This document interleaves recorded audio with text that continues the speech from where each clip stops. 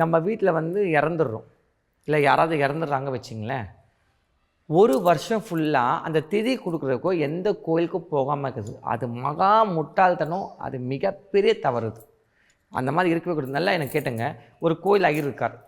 அவர் வந்து கோயில் வேலை பார்க்குற வச்சிங்களேன், கோயில் பூஜாரி பூஜை பண்ணுறாருன்னா அவர்கிட்ட போய் கேளுங்களேன், ஏங்க உங்கள் வீட்டில் வந்து சாவு வந்துச்சுன்னா நீங்கள் வந்து திருப்பி கோயிலுக்கு வருவீங்களா? நீங்கள் நம்ப மாட்டீங்க. 16வது நாள் அவங்க கர்ம காரியம் முடிச்சு திருப்பி கோயிலுக்கு வந்துடுவாங்க அவங்க. புரியுது அவங்களுக்கு? 16வது முடிச்சுட்டு அவங்க கோயில் வந்து அவங்க மற்ற வேலையை பார்த்துருவாங்க. எதுக்கு சொல்கிறேன்னா, இவங்க நிறைய பேர் வந்து இதை தவறாக புரிஞ்சுக்கிறாங்க. நல்லா புரிஞ்சுங்க. 16 நாள் வரைக்கும் தான் அங்கே டைமே.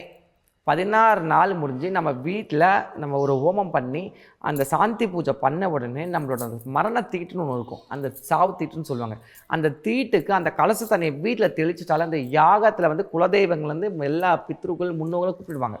அப்போவே முடிஞ்சிச்சு நம்ம கஷ்டம்லாம். அதுக்கப்புறம் நம்ம எந்த கோயிலுக்குலாம் போகலாம், போய் விளக்கேற்றலாம், சாமி கும்பிடலாம், தவறே கிடையாது.